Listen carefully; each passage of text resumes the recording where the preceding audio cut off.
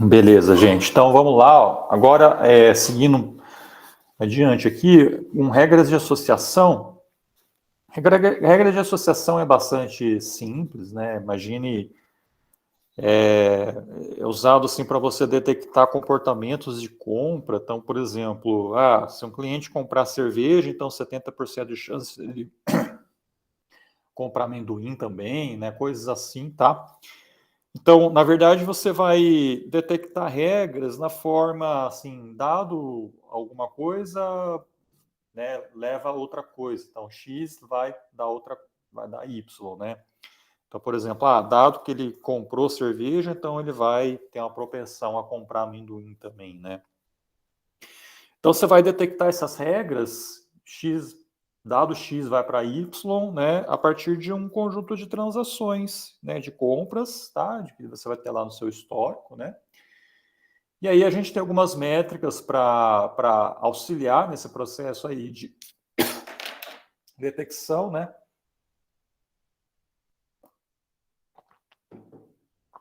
Detecção de regras e dar mais ou menos importância, né, para cada uma dessas regras que são suporte e confiança, né? Então, são métricas que você pode usar como limiar para filtrar regras que sejam irrelevantes, né? O que é o suporte? Né? O suporte é o número de transações contendo x e y dividido pelo número de transações. Então, imagina que o suporte é mais ou menos assim, para você tentar identificar as regras numa base lá com um monte de dados, né? E a confiança dado que você tem uma regra ali estipulada, o quanto que essa regra ela é confiável, ela é relevante, né? Que é o número de transações contendo x e y dividido pelo número de transações contendo apenas x. Então, dado x, dado que o usuário comprou cerveja, qual que é a probabilidade dele, além de comprar cerveja, comprar amendoim, né? Agora, então, isso que seria a confiança. Agora, o suporte, imagina assim, um usuário está lá no mercado, não comprou nada ainda, então qual que é a probabilidade de ele comprar cerveja e amendoim, né? Tá? Então, seria mais ou menos isso. Então, assim, você usa essas duas métricas, existem, né, várias estratégias para combinar elas, né? Por exemplo, aqui no cenário aí da Alice, né? O que a gente pode fazer, né? Determinar regras a partir das transações de Alice, inicialmente. Então, imagina que você quer encontrar alguma recomendação para Alice. Então, você olha ali no histórico da Alice, né, vê o que ela já adquiriu, né? Então, supondo que ela já adquiriu aqui o item 1. Então, você vai procurar por regras, né, onde o X seria o item 1, né? E aí você vai procurar pelo Y, tá? Então, você vai ter duas, nesse caso aí, né? Aqui você está supondo que ela não gosta do item 2 e não gosta do item 4, então você quer saber se ela vai gostar do item 3 e do item 5. Então, você vai ter duas regras, né? X para Y, então item 1, item 5, item 1, item 3, né? E aí, beleza. Então, ou eu vou recomendar o 5 ou eu vou recomendar o 3. Qual que eu recomendo primeiro, né? Então, você pode usar suporte de confiança para as duas, tá? Aqui, né? E aí, nesse cenário aqui, você pode, por exemplo, usar confiança apenas, né? E aí falar, então, o item 5, né, que é 1, né? A confiança, né? E aí, do item 3 é meio. Então, eu vou recomendar o item 5. Tá? E depois eu recomendo o item 3, tá? Enfim, aí você, né, determina como que você quer combinar essas métricas aí para gerar, né, uma recomendação, tá? É basicamente isso, né? Não tem muito segredo, não. Aí o outro método que eu queria falar são os métodos probabilísticos, que envolve já trabalhar com probabilidades, né, teorema de Bayes, tá? Então, dado uma matriz de interações usuário-item, a gente vai determinar a probabilidade que o usuário vai gostar de um determinado item I, né? E aí, para isso, a gente usa a ideia da probabilidade condicional, onde a sua condição seria lá o histórico desse usuário, né? O que ele já interagiu no passado, né? Então, assim, né? Então, assim, a ideia é você...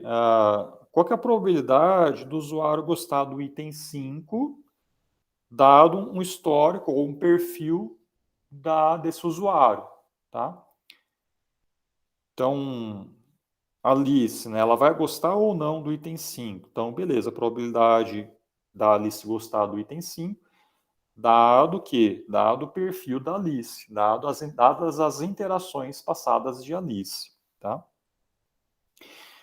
Para a gente calcular essa probabilidade condicional aqui, a gente usa o teorema de Bayes, né, que até coloquei aqui a fórmula, né, lembrando que esse P de x aqui acaba sendo constante para diferentes itens, né? Então, quer dizer, a probabilidade de x, que é o perfil da Alice, sempre vai ser o mesmo, né? Então, a gente pode excluir essa parte do denominador e manter apenas a parte do numerador. Então, a probabilidade de a Alice gostar do item 5, dado o perfil dela, vai ser o quê, né? Vai ser a probabilidade do perfil dela, dado o item 5, vezes a probabilidade do item 5, né? Tá? Quando fala em probabilidade do item 5, na verdade, assim, qual que é a probabilidade do item 5 ter uma nota X, tá? Nota 2, nota 3, nota 4, né? Coisa assim. Então, vamos ver aí um exemplo, né? Olha aqui, ó. Então, eu tenho aqui a minha Alice, tem os itens, eu quero calcular essa nota, tá? Então, quem que é X, né? X é o histórico de Alice, que está aqui, ó. Então, o que a Alice fez, né? Ela deu nota 1 para o item 1, 3 para o item 2, 3 para o item 3 e 2 para o item 4. Tá? Então, esse é o meu X. Agora, como eu falei antes, né, o P de X você não precisa calcular, que é constante. O P de Y é o quê? Né? Qual que é a probabilidade de notas para o item 5. Então, eu vou, supondo que eu estou trabalhando com 5 notas, né, valor com uma escala de 5, né, 1, 2, 3, 4, 5. Então, eu vou calcular qual que é a probabilidade do item 5 ter nota 1. Então, olho pela minha base, na minha base, o item 5 tem 4 interações, 4 notas, e dessas 4, 2 são valor 1, essa e essa. Então, a probabilidade do item 5 ter nota 1 é 2 por 4, tá? É meio. E aí faço isso para todas as notas, né? O item 5 tem nota 2, é 0, porque não tem nenhuma. Se nota 3 é 1 sobre 4, 4 é 1 sobre 4 e 5 é 0, né? Então aqui eu tenho já as minhas probabilidades para cada nota do item 5, né? E agora depois para calcular o P de x dado y, eu vou fazer isso também aqui, né? O meu y é o quê, né? São as possíveis notas do item 5.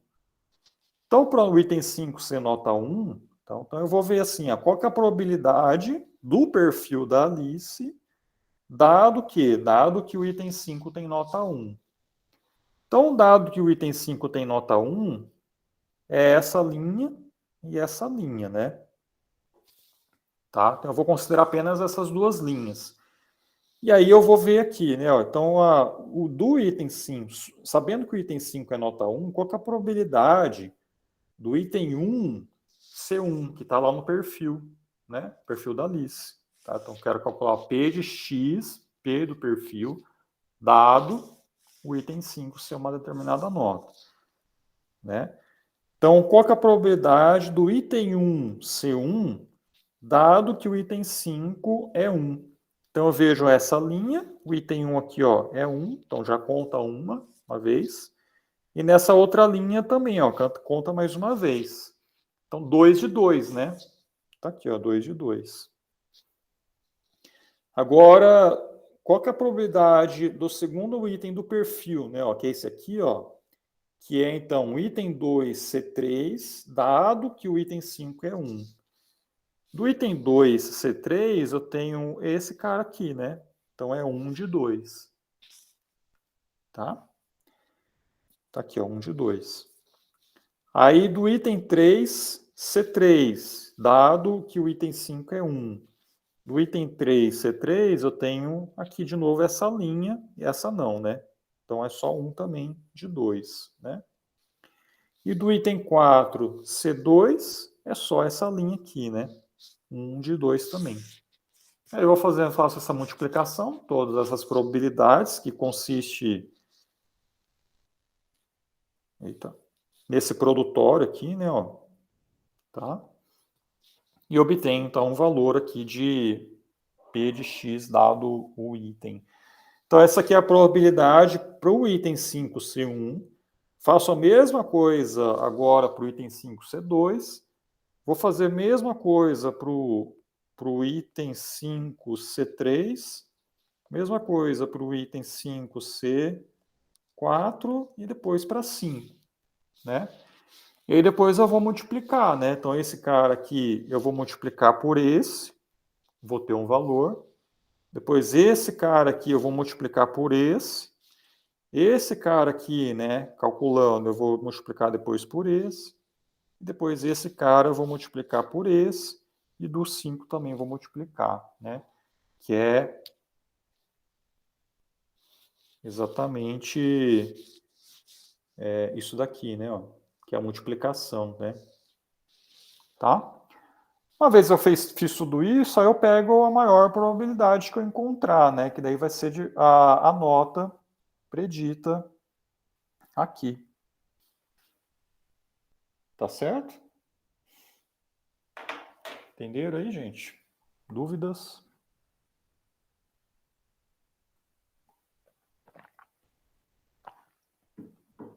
E aí você pode, por exemplo, aqui eu estou trabalhando com nota explícita, né? Mas se for implícito, você pode falar assim, relevante ou não relevante, né?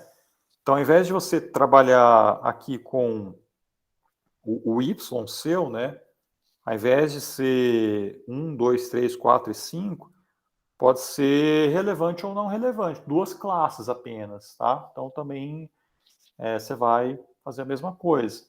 Tá? E aí você vai encontrar lá, a probabilidade de ser relevante é maior do que não ser relevante, né? Então, daí você considera como relevante, né? Tá? É que aqui nesse cenário, eu tenho 5 valores. É como se eu tivesse 5 classes diferentes. E aí eu estou calculando as probabilidades, uma para cada classe, né? 1, 2, 3, 4, 5. Por item 5, né? Tá bom? Pode falar. Eu não entendi essa parte da relevância. Imagina que você tivesse aqui, você estivesse trabalhando com feedback implícito apenas, então essa matriz ela estaria 1 e 0, né? Então aí você vai calcular aqui a probabilidade de ser 1 ou de ser 0. Tá? Então é ou relevante ou não relevante. E aí, no caso, aqui, ao invés de você trabalhar com o y sendo... Aí você vai fazer o item 5 ser 1 e a probabilidade do item 5 ser 0. Tá? A mesma coisa que a gente fez aqui, a gente faz só com 2 agora. E a mesma coisa depois aqui, né? Só com 1 e depois com 0. Tá bom? Professor, e se a gente tem uma base de dados que a gente não, assim, ela tem bastante, é bastante espaçada, igual você disse que é um problema, né, ali no histórico aí da aula. Uhum. Por exemplo, de serviços, né? Eu tenho uma base de dados de serviço 1, serviço 2, enfim, 5 serviços, por exemplo. Mas eu tenho pouca informação desses usuários sobre os serviços em geral, só tem sobre um serviço mais completo. Eu consigo tirar alguma recomendação a partir daí? Eu fico tentando, é porque eu tenho um caso concreto até para o projeto, eu estou pensando sobre isso, né? Como tirar um sistema de recomendação, sendo que eu tenho muita informação de um produto, um serviço e poucas de outros em relação ao perfil. Eu tenho o perfil das pessoas também. Tá. Aí você pode aqui, bom, se esses outros serviços que você não tem muita informação, você teria que tentar encontrar uma maneira de tem como correlacionar eles com o que você tem informação, sabe? Se tivesse alguma outra informação, tipo alguma descrição, né, de cada um dos serviços, você conseguiria, por exemplo, clusterizar, né, esses serviços, e aí, por exemplo, um usuário que interagiu com o serviço de um desses clusters, automaticamente todos os outros serviços que estão dentro desse cluster também receberia aquela avaliação, né? Ah, legal. Né? Não sei. Tem como relacionar assim.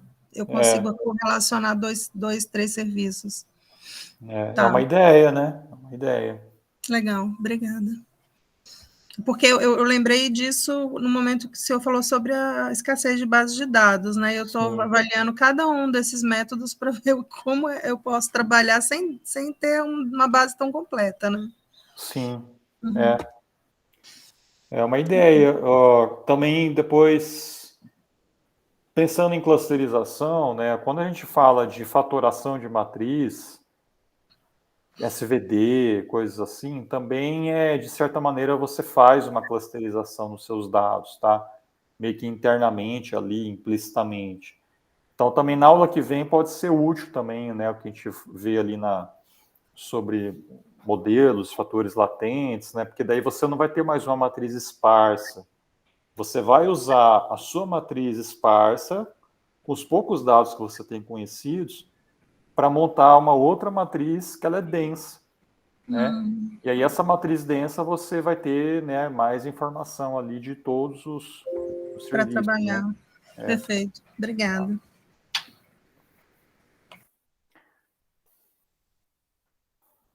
Uma outra ponta aqui, gente, dessa abordagem de métodos probabilísticos é que, não sei se vocês separaram, mas que se pelo menos uma dessas probabilidades aqui ela for zero, o resultado inteiro vai ser zero, né? Porque você está multiplicando ali as probabilidades, né? Então você vai meio que ter um alto risco aí de você zerar, né, todas aquelas probabilidades, tá?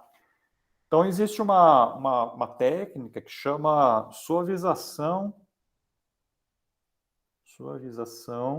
de Laplace, tá? Não sei se vocês já ouviram falar disso, mas ao invés de você pegar valor absoluto aqui, por exemplo, 0 sobre 0, você vai fazer 0 mais um valor bem pequenininho aqui, né? 0,000 alguma coisa, dividido por 0 mais 0 ponto alguma coisa aqui, né? Aí esses valores pequenininhos ali você pega do próprio conjunto de dados, né? E isso evita de você ter valor zerado ali, que vai zerar todo mundo, né? Então, depois quem quiser, se tiver interesse, aí pode dar uma pesquisada aí por suavização de Laplace, e aí você evita de zerar, né? Zerar ali uma probabilidade, né? Tá? Bom, beleza. Então aqui, esse outro assunto aqui que eu queria falar para vocês já é um assunto novo, tá? Que não está no ano passado lá, que é recomendação baseada em sequência, que é uma abordagem assim, que é um outro domínio, né? Uma outra área de pesquisa dentro de recomendação. E por que eu estou colocando aqui, né? Porque depois eu vou mostrar, tem alguns estudos que falam que usar abordagens baseadas em KNN, elas conseguem gerar resultados interessantes para esse problema que eu vou explicar, né? De recomendação baseada em sequência, né? Então, assim, apesar de terem várias outras abordagens bem complexas, inclusive usando Deep Learning, né, usando redes de Markov, enfim, um monte de coisa. Simples fato de você usar um KNN, ele já consegue gerar resultado até interessante, né? Tem até um artigo depois que eu vou mencionar aqui, que ele fala isso, tá? Então, por isso, já que a gente está vendo KNN, então eu vou falar também desse cenário aí de recomendação, né? Então, o que consiste recomendação baseada em sequência? Consiste em você considerar a ordem das interações que o usuário faz com o conteúdo. Então, imagina lá que você acessa uma página de e-commerce, por exemplo, visita um produto, desse produto você vai para outro produto, que depois visita outro produto, depois vai para outro, até que você chega no finalmente faz a compra, né? Então, essa ordem das visitas, até então, você não está considerando, né? Então, essas interações aqui, por exemplo, né? Aqui da Alice, você não sabe quando que ela... Qual que foi o primeiro desses itens aqui que ela avaliou inicialmente, ou ela acessou, né? Então, a recomendação baseada em sequência, ela visa exatamente considerar, né, essa ordem, e aí você consegue trabalhar em cima disso, tá? E aí, a gente pode, com isso, né, modelar mudanças de interesse, modelar tendências de popularidade, né, modelar efeitos sazonais, né, e outros eventos temporais também, né, então, tendências de mercado, né, coisas assim, tá? Então, dado aqui um usuário U, tá? Você vai ter aqui o log de interação desse usuário, e aí os itens que vão estar aqui, né, avaliados, vão estar ordenados pelo tempo, né? E aí, supondo que ele está aqui, né, visitando esse item, tá? Você quer recomendar o próximo item aqui dessa visita. É exatamente isso aqui que é o problema, né? Então, a recomendação do próximo item ou próxima ação, né, para o determinado usuário, tá? E aí você vai levar em consideração, pode levar tanto o histórico desse indivíduo, que contém ali o que ele gosta, o que ele não gosta, como também o tempo aqui, né, a ordem desses itens aqui que já foram visitados por ele. Tá? Então esse que é o problema aí dessa abordagem, né? E dentro disso, a gente tem duas sub-áreas, tá? Então você tem a baseada em sequência, e dentro da baseada em sequência, a gente tem a recomendação ciente de sessão e a recomendação baseada em sessão. Qual que é a diferença das duas, né? Então, as duas são baseadas em sequência, só que uma delas considera o perfil do usuário e a outra não considera o perfil do usuário. Tá? Então, aqui, olha só, né? Como eu falei antes, você vai usar tanto tempo como perfil. Então, se você estiver usando só o tempo, você chama o teu problema de recomendação baseada em sessão. Tá? E se você estiver trabalhando, considerar o histórico do usuário, quer dizer, o perfil dele, além da informação temporal, você vai chamar o teu problema de ciente de sessão. Tá? São dois problemas, assim, são bem relacionados, mas eles são diferentes. Tá? Por que são diferentes? Porque a baseada em sessão, ela é mais difícil do que a ciente de sessão. Porque a baseada em sessão é só o que está na hora ali, né? Então, é o cenário, por exemplo, onde você tem usuários anônimos no sistema, tá? Então, imagina num site de e-commerce, o usuário não está logado no sistema. E aí você ainda quer recomendar alguma coisa para ele. Então, seria esse cenário aqui. Então, é a sessão atual de um determinado usuário, ele entrou lá no site, foi criada uma sessão para ele, né? ele começa a interagir ali com os produtos, e aí você quer recomendar o próximo item aqui para esse usuário.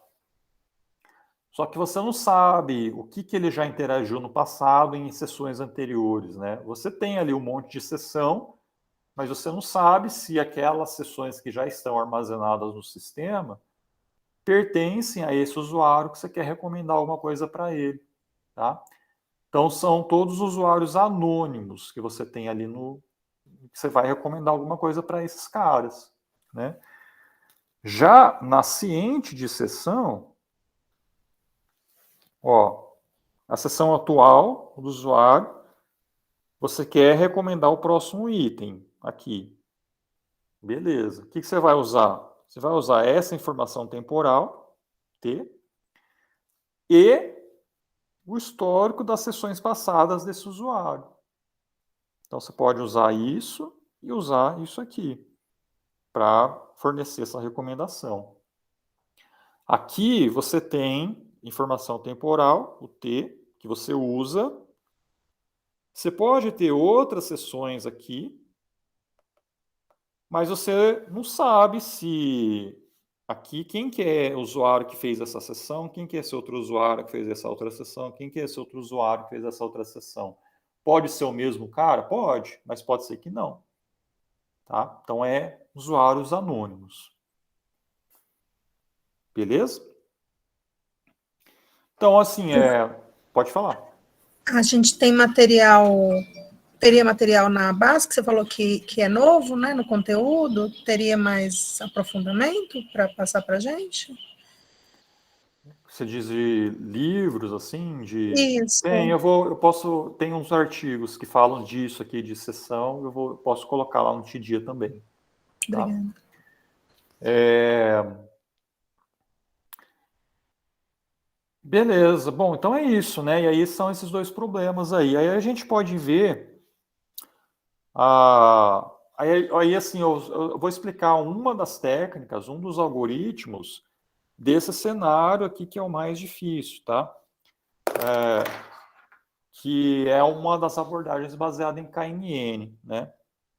Então, a recomendação baseada em sessão, né? Então, você vai realizar uma recomendação na medida que o usuário navega no sistema. Então, imagina que você está aqui, ó. Eu estou visitando, por exemplo, aqui um suporte para notebook, tá? E aí o sistema me recomenda, então eu estou recomendando aqui, por exemplo, sei lá, né, um teclado e um mousepad, tá? Ou eu estou lá no Mercado Livre, estou visitando lá um aspirador de pó, e aí ele me recomenda outros aspiradores aqui, tá? Então é exatamente isso. Só que assim, né? Por exemplo, aqui no Mercado Livre, ó, eu estou logado, tá? Então, aqui, ó, tem meu nome aqui, né? Mas eu não sei se o Mercado Livre está usando ou não, tá? Meu store. Eu poderia usar porque eu estou logado, mas supondo que eu não estivesse logado, aí ele teria que se virar com o que eu já tenho, né? Com o que ele tem sobre mim, naquela sessão, né? Aqui também eu estou logado, né? Mas enfim, seria esse o cenário aí, né? E aí o artigo que eu queria falar é esse aqui, né? Que é do Yanak, tá? Um artigo de 2018. É bem interessante esse artigo. O que eles propõem, né? Eles propõem um mecanismo ali de avaliação de diferentes algoritmos de recomendação baseado em sessão. Usa ali, tipo, Deep Learning, usa redes de Markov, usa um monte de coisa, né? E eles mostram que abordagens baseadas em KNN têm resultados bem competitivos do que essas outras abordagens bastante complexas, tá? E lá, as abordagens baseadas em KNN, tem várias, na verdade, e uma delas é esse SKNN que eu vou explicar aqui, tá? O que esse algoritmo faz? Ele calcula a similaridade da sessão atual e de sessões prévias, tá? Independente do usuário, né? Então você não sabe, né? Os usuários. E aí você vai recomendar itens de seções similares que ainda não foram vistos na seção atual. Tá? É simplesmente isso. Então, dada aqui a sua seção atual, é esse S, o usuário ele visitou o item 7, o item 2, o item 5, e eu quero encontrar aqui ó, o próximo item a ser recomendado. Como que eu faço isso? Eu calculo a similaridade de S com todas as seções que eu tenho armazenada na minha base. Então, eu vou encontrar ali quão similar S é com essas outras seções. E, dadas essas similaridades, eu calculo um score para cada item que eu posso recomendar para esse usuário.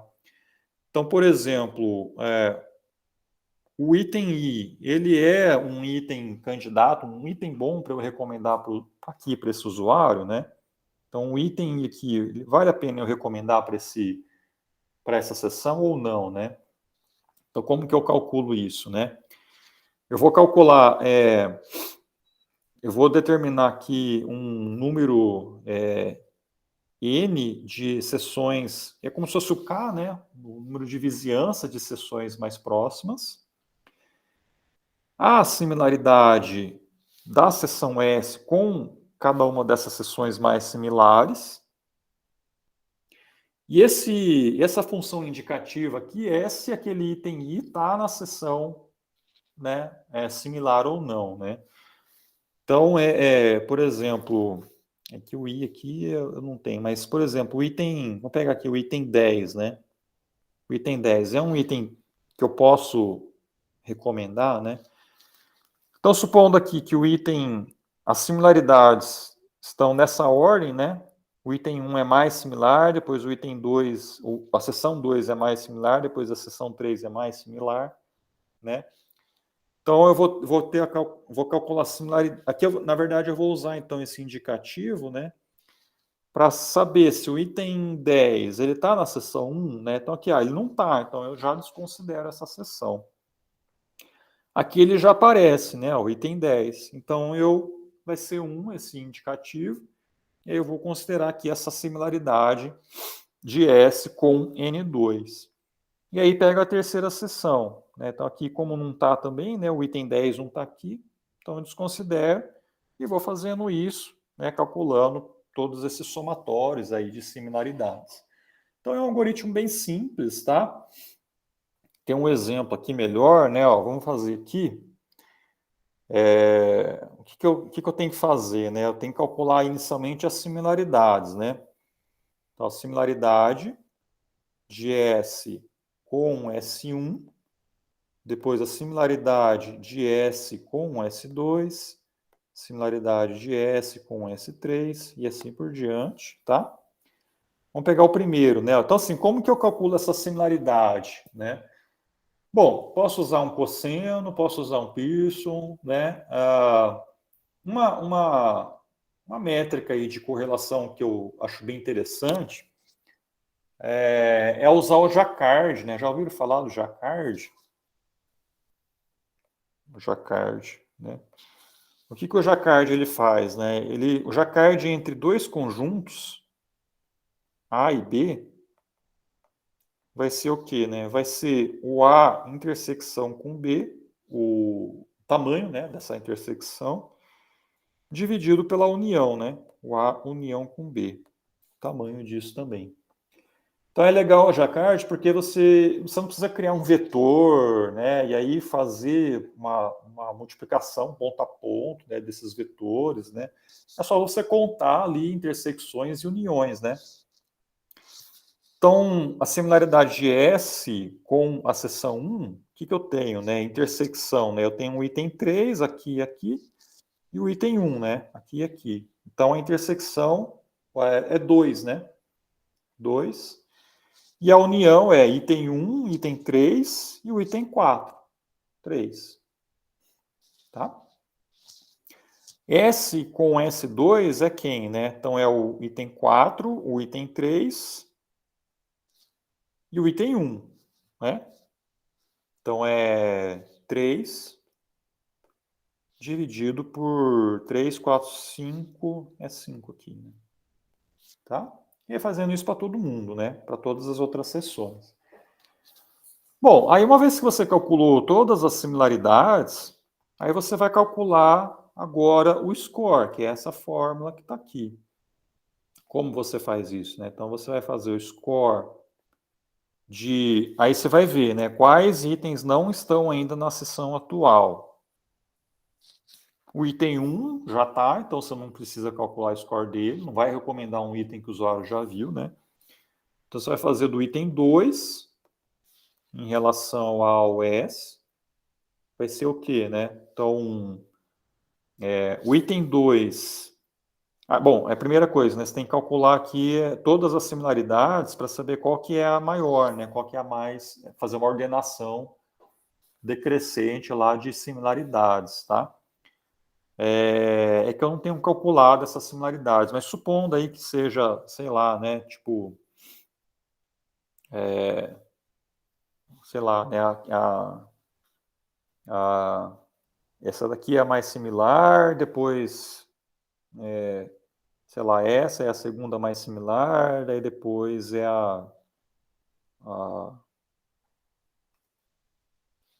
seria essa daqui, talvez, né, a mais similar. Supondo que sejam essas, tá? Eu não sei se é isso mesmo.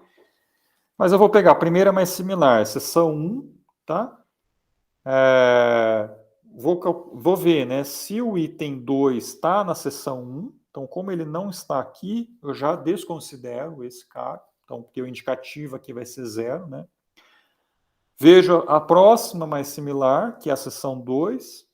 Então, o item 2 está na seção 2? Está, né? Está aqui. Então, o indicativo é 1. Então, eu considero a similaridade de S com a seção 2, que é 3 por 5. 3 dividido por 5. Mas, ver a próxima seção agora, né? Então, agora, supondo que é a seção 4. Então, não está, o item 2 não está aqui, então desconsidero. Então, na verdade, o score... Supondo que eu estou considerando K, né, número de vizinhança igual a 3, vai ser só 3 sobre 5. Tá certo?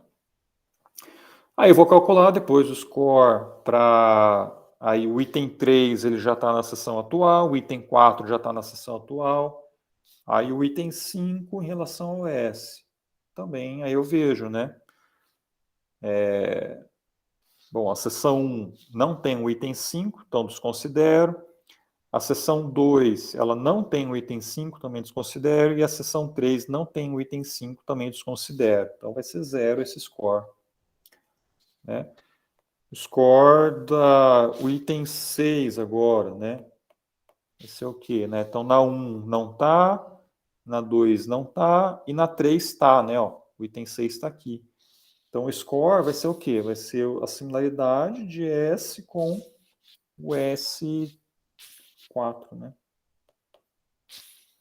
Tá?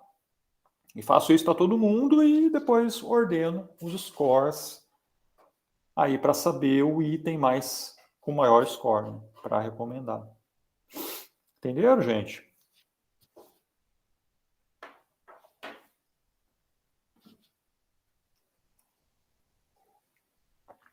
Bom, aí esse exemplo, na verdade, ele não está considerando esse tempo aqui, tá? Ó. Então, esse tempo que eu falei aqui que é normalmente usado para esse algoritmo aqui, ele é um algoritmo bem simples e ele não considera essa questão temporal, né? Então, não importa se um item lá está no começo, está no fim, né? Mas no artigo lá, que vocês podem dar uma olhada, tem alguns outros algoritmos que dão peso, né? Então, por exemplo, um item lá que está mais aqui mais recente, né? Ele vai ter um peso maior do que os itens que começaram a ser interagidos lá no começo da sessão, né? E aí esses pesos, essa ponderação ali, né, conforme ali a ordem que vai aparecendo, pode ser usado depois nas similaridades, entendeu? Então, aí alguns outros algoritmos, umas variações lá que considera essa questão aí da ordem de interações, né? Tá? Bom, e aí para finalizar, gente, um outro assunto interessante, que é bastante atual, tá? São os multi-armed bandits, que é a ideia de você fazer aprendizado por reforço, tá? Aprendizado por reforço. É uma área aí da IA, né, da inteligência artificial aí, que, né, uma área bastante grande. Existem muitas aplicações, né, e, na verdade, alguns anos atrás aí que começou a ser aplicado isso no cenário de recomendação. E a ideia é o quê, né? Você fazer recomendação com treinamento online, né? Você não precisa ter mais uma fase de treinamento e depois uma fase lá de recomendação. Você pode fazer com que o algoritmo vá sendo treinado conforme os usuários vão interagindo com o conteúdo, tá? Então, o aprendizado por reforço, o que consiste, né? Consiste em você ter lá, por exemplo, um agente, né, que vai cometer uma ação, né, vai fazer alguma coisa, e aí essa ação ela vai ser exposta a um ambiente, tá? E aí o ambiente vai fornecer uma recompensa, né, um feedback para aquela ação que foi gerada, né? E aí essa recompensa que está aqui vai ser usada para ajustar um pouquinho, né, ou treinar, né, um pouquinho lá o modelo, né, aqui do agente, tá? E a ideia é que você tem, por exemplo, quando uma criança lá ela está aprendendo as coisas, né? Então a criança lá ela tem ações, né? E aí se ela comete uma ação que é boa, né? Eu aprendi a andar, né? A criança aprendeu a andar. Então os pais vão lá e parabenizam, né? Fala que bonitinho, não sei o quê. E aí a criança recebe esse feedback e fala, beleza, né? Estou no caminho certo. Agora, se ela recebe umas palmadas lá, comete alguma, né, uma travessura, né? Então essa recompensa negativa vai fazer com que ela, né, reprima esse comportamento ali que é errado, né? E aí, no caso de recomendação, qual que é a ideia, né? É você ter... Quem que é o agente, né? O agente é o algoritmo de recomendação, e a ação vai ser o quê? Vai ser recomendar um determinado item para o usuário, né? E aí o usuário é o ambiente que vai fornecer um feedback para aquela recomendação que foi feita. E o sistema recebendo esse feedback, ele se ajusta para falar, ou eu recomendo mais coisas desse tipo para esse usuário, ou eu recomendo coisas totalmente diferentes, né? Caso o feedback seja negativo, tá? E aí a ideia do multi-armed bandits é como se fosse um dos algoritmos do aprendizado por reforço, que esse nome é até engraçado, né? Porque ele vem daquelas maquininhas de caça-níquel, tá? Que imagina que você tem assim um conjunto fixo lá de moedas, né? Que você quer gastar um conjunto de máquinas dessas de caça-níquel. E aí o teu objetivo é maximizar a sua recompensa. E aí o que você pode fazer, né? Você pode apostar uma moeda numa máquina, e aí essa máquina vai dar um resultado, né? Pode ser um feedback ruim, né? Quer dizer, não ganhei, perdi dinheiro, ou ela pode dar uma recompensa, falar, ganhou lá, tipo, R$10, né? E aí a ideia é o quê, né? É você escolher se você vai manter as suas próximas moedas nessa mesma máquina ou você vai tentar uma outra máquina. Se você mantiver a tua aposta na mesma máquina, pode ser que você continue ganhando ali aquele valor que você já recebeu, ou que você continue não ganhando nada, e você pode estar perdendo lucros maiores que poderiam ser obtidos por outras máquinas caso você apostasse, né? E aí, então, a ideia é essa, né? Você maximizar esse lucro. E até tem essa figurinha aqui, né? Então, imagina, tem a multi-armed quer dizer o quê, né? Múltiplas alavancas, múltiplos braços, né? Então, a ideia de fato aqui de você, uma hora você testa uma máquina, depois você vai para outra, depois você vai para outra, depois você vai para outra, né? E aí você vê se você, né, consegue maximizar esse lucro, tá? Bom, e aí vou transformar já isso aqui em recomendação, né? O que que é o povo aqui, né? Quem que é o que está apostando? É o recomendador. Recomendador. Tá? E quem são as máquinas, né? As máquinas são os itens, tá? Então eu tenho um item 1, o item 2, o item 3, o item 4 e assim por diante, né? E o lucro, né, que é o que vai sair aqui, né, são os feedbacks dos usuários, tá? User feedback. Tá? Então essa aí é a transformação aí desse problema para o cenário de recomendação. Então você está aqui, né? Imagina que você está aqui, o usuário vai. Ele selecionou essa marca, então ele aposta lá a chance que ele tem, né?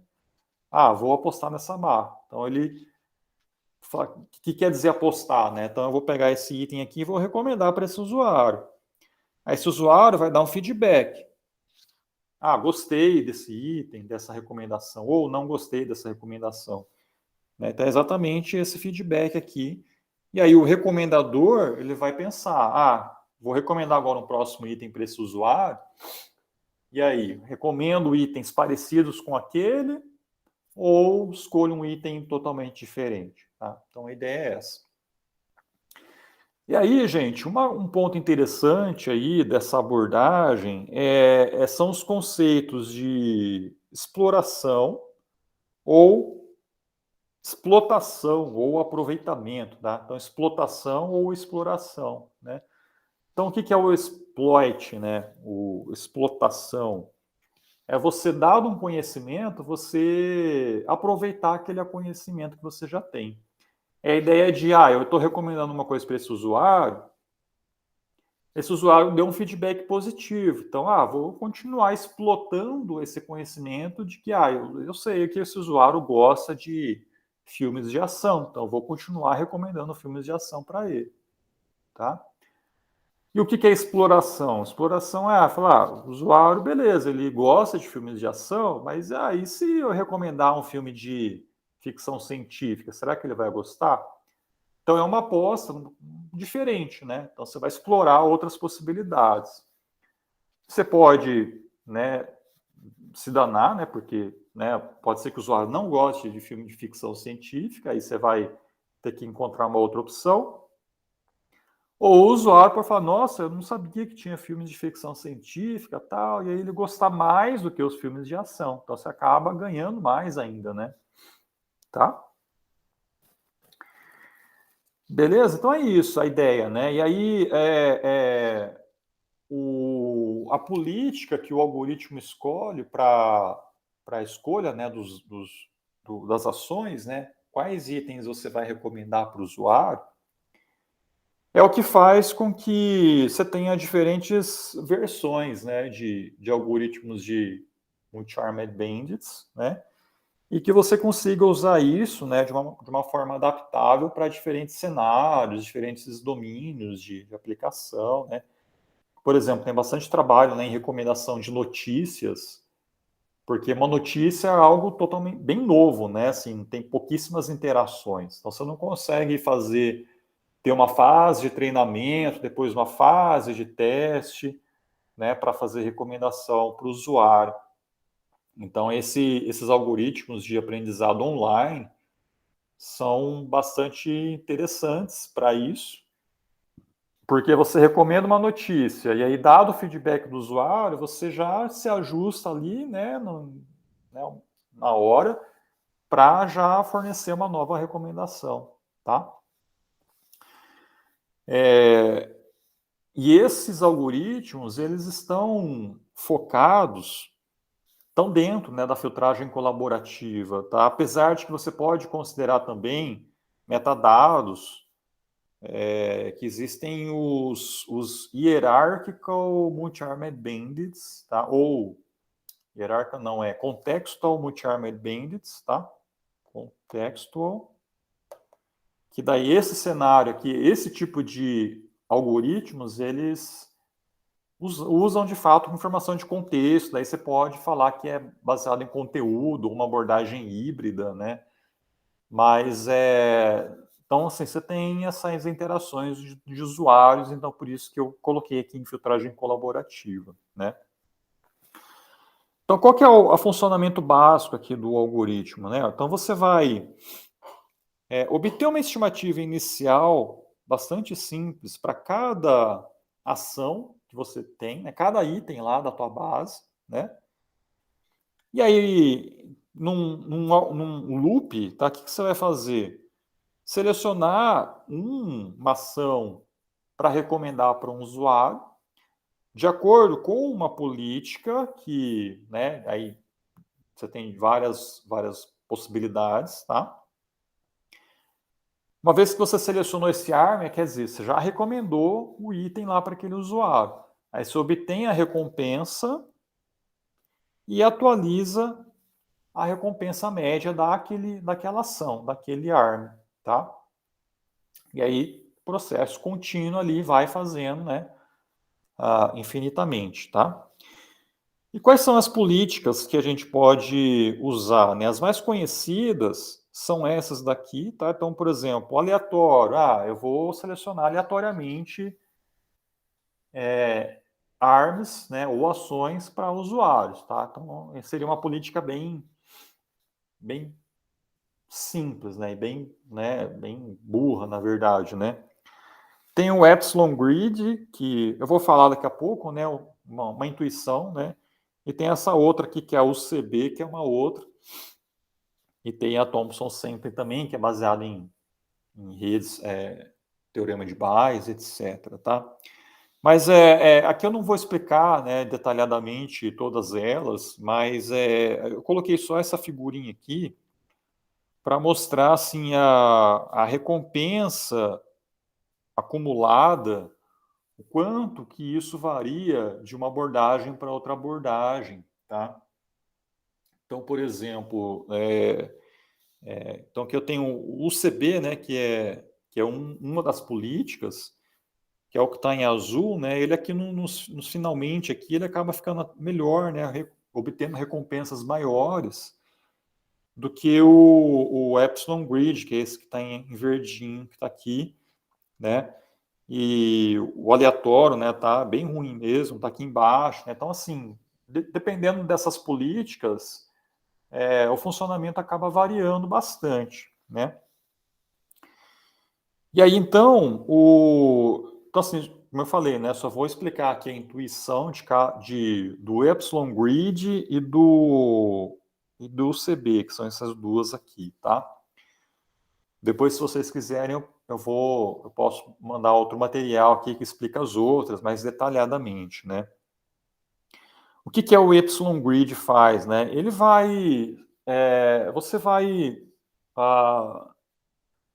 joga uma moeda, por exemplo, né? Daí vai dar uma probabilidade, né? Vai dar um valor, e dependendo da probabilidade, você vai escolher ali explorar ou explotar, né? Então, então Epsilon Grid, né? O Epsilon quer dizer o quê, né? Se o valor que você jogou a moeda ali deu dentro, né,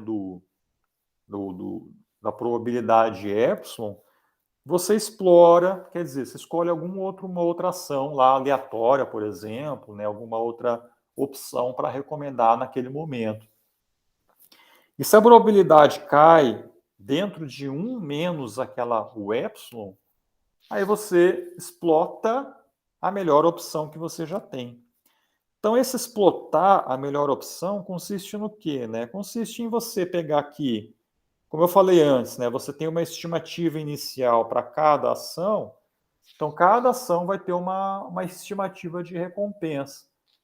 Então, se cair nessa parte aqui de baixo, você pega lá a maior recompensa que você tem já disponível e aí usa aquilo como próxima ação a recomendar, tá? Então é basicamente isso, né? Então usa uma explotação ou exploração dependendo lá da probabilidade que você tem no momento, tá? Essa é a intuição aí dessa política, tá? A outra política que ela até gera resultado melhor, ó, pode ver aqui, né? Ó, o CB, né? Que é o que fica melhor. O Y-grid é um verdinho, né? Que é essa daqui, né? O que consiste no CB, né? O CB, a ideia dele é você ter um certo otimismo perante a incerteza. Então imagina assim, você está lá nas suas maquininhas, né? Você escolhe um braço, depois escolhe outro braço, depois escolhe outro braço. Em um determinado momento, você vai ver lá um braço lá que você esqueceu de usar ele, né? Então você nunca usou aquele braço antes. Aí você pensa assim, puta, mas será que. E aí, aquele braço lá, né? Será que ele vai dar resultado melhor ou pior do que o que eu já testei antes? Né? Então, você sendo otimista, você vai pensar assim, como eu nunca testei aquele braço, então eu vou testar, vamos ver, né? Então, a ideia de ser otimista uma coisa que eu testei poucas vezes ou não testei nenhuma vez, então existe uma boa chance de ele dar um resultado bom, tá? Então, é basicamente isso. E aí, como que você determina isso, né? Você olha aqui pelas distribuições de estimativas que você tem. Então, nessa figurinha aqui, né, até eu exemplifico. Imagina que você tem aqui a estimativa esperada para o braço 1, para o braço 2 e para o braço 3, né? Então, pensa assim, ó, conforme você vai, supondo que você tem lá o braço 3, que é o que está em verde, você rodou várias vezes, né? Rodou muitas vezes o braço 3, ele gerou para você um monte de valor, né? E esses valores, reparem que esse gráfico aqui, ó, ele vai estar mais. A variância, né, vai estar menor, né? Então, repare, porque isso aqui é a probabilidade, né, de cada valor. Então, uma vez que você conhece bastante as recompensas daquele braço, você vai ter a probabilidade de dar um valor ali num determinado intervalo vai ser maior, né? Então, quer dizer o quê? Né? Que esse negócio aqui vai subir, né? Quer dizer, a probabilidade desses valores aqui vão estar mais aqui centrados no meio e a variância vai diminuir cada vez mais, tá? Já no braço 1, por exemplo, se você interagiu poucas vezes com aquele braço e você tem poucas recompensas, então você pode ter uma aqui, uma aqui, uma aqui e uma aqui, por exemplo, tá? Então, o que você tem, né? Você tem uma variância aqui, ó, muito grande, né? Tá? Do braço azul. E aí quer dizer o quê? Que se você escolher mais uma vez, pode dar um resultado bem ruim, mas como pode dar um resultado muito bom aqui em cima, tá? E aí qual que é a ideia, né? Você ser otimista, tá? Então assim, então meu otimismo então eu vou escolher o próximo que eu vou escolher vai ser o 1, né? Que tem uma variância grande. E aí o meu otimismo então eu vou gerar um resultado bem alto, né? Então é o que eu acho que vai acontecer, tá? Então a ideia é essa, né? Então você olha pela variância, né? Qual que é a que tem o maior variância, né? Maior upper bound, que eles chamam, né? É aquele braço que eu vou escolher na próxima ação, tá? Então essa aqui é a intuição aí desse outro algoritmo. E aí você sempre vai estar procurando por braços, né? Por ações que vai ter essa incerteza grande, né? Você vai estar explorando bastante E assim, o algoritmo em si, né, ele usa, na verdade, a fórmula, né, usa uma combinação de explotação com exploração, né. Isso aí depois eu não posso falar, eu não posso detalhar muito isso, senão a gente vai acabar ficando muito tempo aqui. Mas a ideia básica é essa, né? E aí eu não vou falar dos outros também, tá?